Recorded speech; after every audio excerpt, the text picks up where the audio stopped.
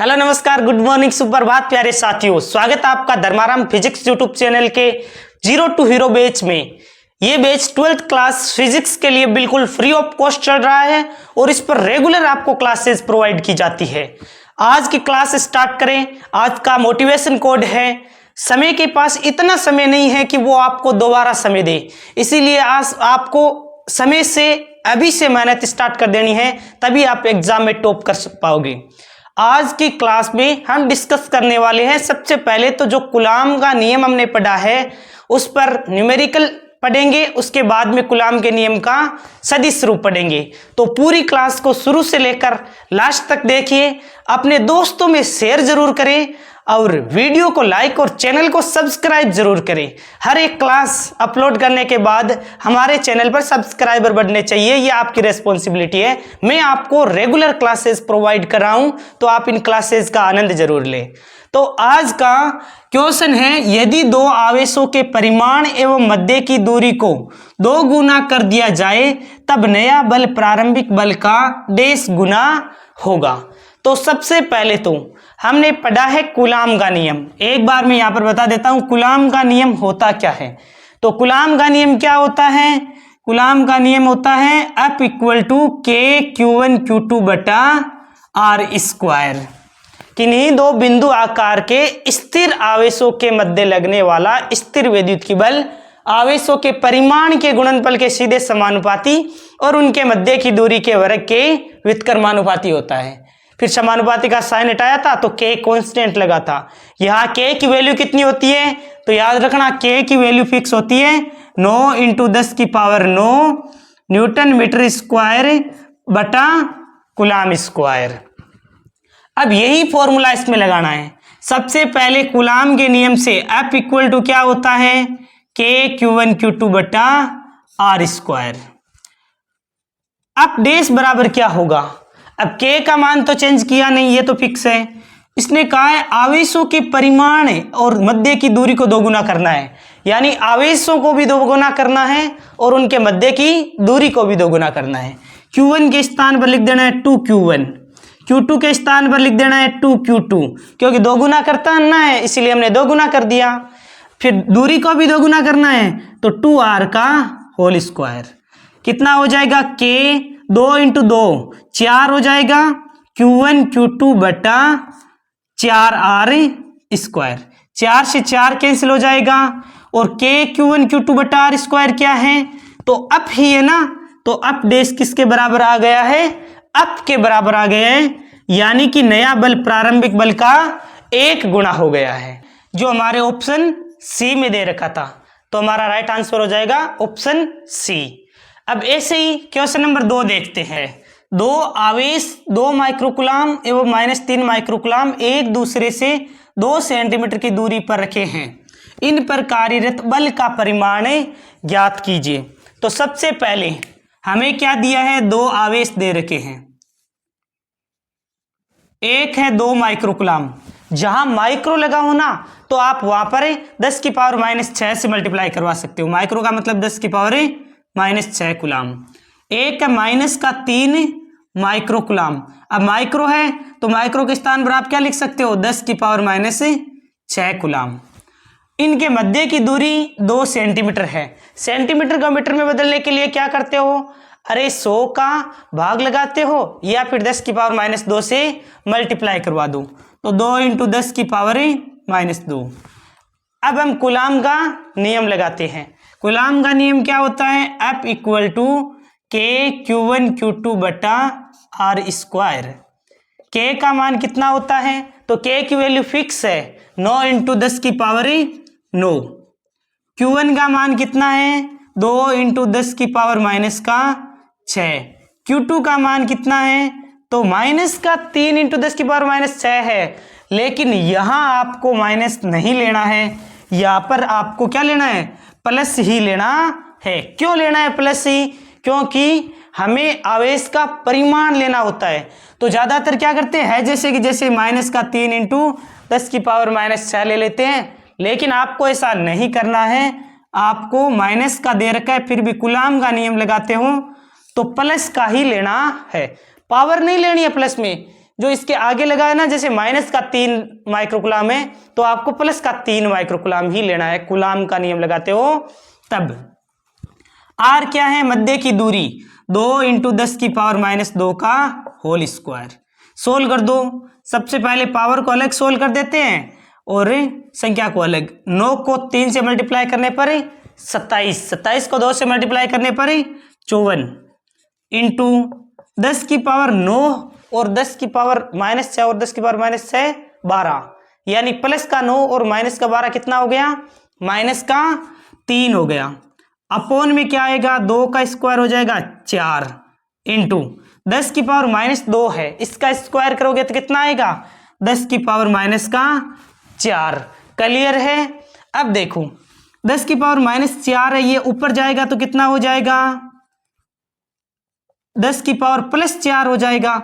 10⁻3 और +4, इसका मतलब है केवल और केवल 10⁻1 बच जाएगा, आप 10 लिख सकते हो। अपोन में 4, यानी कि 10 को इससे मल्टीप्लाई करोगे तो कितना आ जाएगा? 540/4। अब लगाओ 540 में 4 का भाग, कितनी बार जाता है? तो 1 चौक चौक, 3 चौक 12 और 5 चौक 20 न्यूटन, यानी कि 135 न्यूटन आ जाएगा। क्लियर है? क्या किया है हमने इस क्वेश्चन में, एक बार फिर से समझ लो। हमें पूछा था 2 आवेश 2 माइक्रोकुलाम एवं -3 माइक्रोकुलाम एक दूसरे से 2 सेंटीमीटर की दूरी पर रखे हैं। इन पर कार्यरत बल का परिमाण हमें ज्ञात करना था। सबसे पहले क्या करते हैं? कूलाम का नियम लगाते हैं। क्या होता है? F = K Q1 Q2/r²। ध्यान रखना, हम Q1 और Q2 का मान है, यदि नेगेटिव दे रखा हो फिर भी पॉजिटिव ही लेते हैं। क्यों? क्योंकि आवेशों का परिमाण लेते हैं, इसीलिए। तो K का मान 9 × 10⁻9 होता है। Q1 का मान कितना होता है? तो दे रखा था 2 माइक्रोकुलाम दे रखा था। माइक्रो का मतलब 10⁻6, नैनो का मतलब 10⁻9, पिको का मतलब 10⁻12 होता है। तो यहाँ पर 2 × 10⁻6। Q2 का मान 3 × 10⁻6 अपोन में r²। दूरी कितनी दे रखी थी? 2 सेंटीमीटर थी, हमने मीटर में बदल लिया, 10⁻2 से गुणा करवा के स्क्वायर कर दिया। सोल्व करने पर आया हमारे 135 न्यूटन। अब हम डिस्कस करते हैं कूलाम के नियम का सदिश रूप। ये बेच यदि आपको अच्छा लगे ना, और आपने कल का एक्सपेरिमेंट देखा था क्या? इनर्शिया का मैंने एक्सपेरिमेंट किया था, क्योंकि मैंने कहा था आपको कि संडे को एक एक्सपेरिमेंट प्रोवाइड किया जाएगा, तो मैंने संडे को शाम को एक्सपेरिमेंट एक प्रोवाइड कर दिया था इनर्शिया का। तो नहीं देखा तो आप जाकर देख सकते हो। और यदि वो एक्सपेरिमेंट पसंद आता है ना तो आप लाइक जरूर करना और चैनल को सब्सक्राइब जरूर करना। अब हम पढ़ते हैं कूलाम के नियम का सदिश रूप। कूलाम के नियम का सदिश रूप। तो सबसे पहले हमारे पास कोई निकाय है इस प्रकार, इस निकाय में आवेश है Q1 और Q2, कुछ इस प्रकार है। ये Q1 आवेश है, ये Q2 आवेश है। अब इनके स्थिति सदिश, स्थिति सदिश का मतलब है मूल बिंदु से इस आवेश की स्थिति बताने वाला सदिश। तो स्थिति सदिश कर्म से क्या क्या है? तो R1 वेक्टर और R2 वेक्टर है इनका स्थिति सदिश, और ये है इनके मध्य की दूरी R। अब ध्यान देना, सबसे पहले हम कुछ थ्योरी लिखते हैं इसकी। ध्यान देना, ये दोनों क्या है? आवेश समान प्रकृति के माने हैं। तो समान प्रकृति के आवेशों में क्या होगा? प्रतिकर्षण होगा, यानी कि इस आवेश पर इस आवेश के कारण बल इस दिशा में लगेगा, यानी F12 वेक्टर इस दिशा में लगेगा। इसी प्रकार Q2 पर Q1 के कारण बल है वो इस दिशा में लगेगा, F21 वेक्टर लगेगा। क्लियर है? अब देखिए दिशा की बात करें तो इधर तो हो जाएगा R12 वेक्टर और इधर हो जाएगा R21 वेक्टर। क्लियर है? सबसे पहले हमने क्या किया? कोई निकाय में 2 आवेश थे Q1 और Q2, इनके स्थिति सदिश थे। स्थिति सदिश का मतलब इस आवेश की मूल बिंदु से स्थिति क्या है? तो इसकी स्थिति थी R1 वेक्टर और इसे R2 वेक्टर। अब इस आवेश पर इस आवेश के कारण बल इस दिशा में, यानी कि अप12 वेक्टर। अप12 का मतलब है Q1 पर Q2 के कारण बल, अप21 का मतलब है Q2 पर Q1 के कारण बल। तो दोनों का बल निकालिए। अब पहले हम थ्योरी लिख लेते हैं और उसके बाद में इसका सदिश रूप लिखते हैं। तो सबसे पहले लिखो, माना दो आवेश जिनके परिमाण क्रमशः Q1 व Q2 है और समान प्रकृति के हैं, समान प्रकृति के हैं, यानी कि दोनों ही पॉजिटिव पॉजिटिव हैं। इनके स्थिति सदिश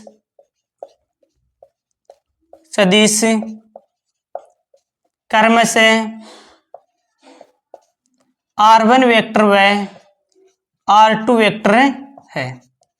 सबसे पहले हम बात करते हैं अप12 वेक्टर की। तो अप12 वेक्टर बराबर क्या हो जाएगा, ये है क्या, Q1 पर Q2 के कारण लगने वाला बल, यानी कि Q1 पर Q2 के कारण बल। इसी प्रकार अप21 वेक्टर क्या है, अप21 वेक्टर Q2 पर Q1 के कारण बल, यानी कि Q2 पर Q1 के कारण बल। क्लियर है। अब हम सबसे पहले हमें सदिश रूप लिखने के लिए, जैसे हमें लिखना है अप12 वेक्टर, तो कोई भी सदिश लिखते हैं तो हमें क्या क्या चाहिए, सदिश लिखने के लिए परिमाण और दिशा चाहिए। जैसे हमें ए के बराबर क्या होता है, ए वेक्टर बटा ए का मापा किया ए लिख सकते हो। अब हमें ए वेक्टर लिखना है तो क्या लिखोगे, एक तो परिमाण लिखोगे, दिशा बताने के लिए एकांक सदिश मल्टीप्लाई में लिखते हैं। एकांक सदिश क्या करता है, दिशा बताता है। तो सबसे पहले हमें क्या लिखना है, अप वेक्टर लिखना है, वेक्टर फॉर्म में लिखना है। तो सबसे पहले बल का परिमाण, बल का परिमाण तो हमने कूलाम के नियम में पढ़ रखा है, क्या होता है, के Q1 Q2 बटा आर स्क्वायर, के Q1 Q2 बटा आर स्क्वायर।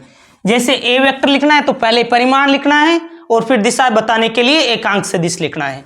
तो सबसे पहले तो हमने परिमाण लिख दिया कूलाम के नियम से डायरेक्ट। अब दिशा बताने के लिए क्या करेंगे, R12 है तो 12 केप लिख दो, एकांक सदिश। क्लियर है। इसी प्रकार अब 21 वेक्टर लिखेंगे तो क्या लिखेंगे, के Q1 Q2 बटा आर स्क्वायर, ये तो हो गया है परिमाण। और दिशा बताने के लिए R21 केप हो जाएगा, R21 केप हो जाएगा और इसमें R12 केप हो जाएगा। अब ध्यान देना कि R12 वेक्टर और R21 वेक्टर दोनों के दोनों कैसे हैं, विपरीत दिशा में है ना, अरे विपरीत दिशा में है ना, तो यहां पर आप क्या लगोगे, R12 इक्वल टू माइनस का R21 वेक्टर लगाओगे। क्लियर है। यदि ये इस प्रकार लिखते हैं तो बल भी क्या लिखोगे, अप12 वेक्टर इक्वल टू, बल भी क्या होगा, दिशा विपरीत है ना, तो माइनस लगेगा, माइनस का अप21 वेक्टर। क्लियर है। अब देखिए, अब हमें सबसे पहले पता है कि इनका परिमाण लो, परिमाण क्या होगा, पॉजिटिव होगा ना। जैसे अप12 वेक्टर का परिमाण लिया इक्वल हो जाएगा अप21 वेक्टर का परिमाण, क्योंकि बल का परिमाण तो के Q1 Q2 बटा आर स्क्वायर है, तो दोनों का परिमाण तो बराबर ही है, कितना है, के Q1 Q2 बटा आर स्क्वायर। लेकिन दिशा क्या है, दिशा है अपोजिट, ठीक है ना। तो आप यहां पर क्या लिख सकते हो, यहां पर पॉइंट लिख सकते हो, अर्थात आवेशों के मध्य, आवेशों के मध्य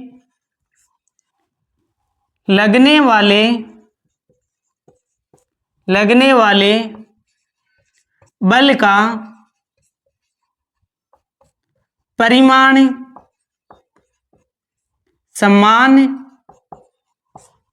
किंतु दिशा विपरीत है। यानी कि परिमाण तो समान है लेकिन दिशा विपरीत है। अब इसका सदिश रूप क्या लिख सकते हो? तो इसका कूलाम बल का सदिश रूप, ये इंपॉर्टेंट है, ये ध्यान में रखना है। सदिश रूप क्या लिखोगे? अप वेक्टर इक्वल टू के Q1 Q2 बटा आर स्क्वायर, और दिशा बताने के लिए आर कैप लग जाएगा।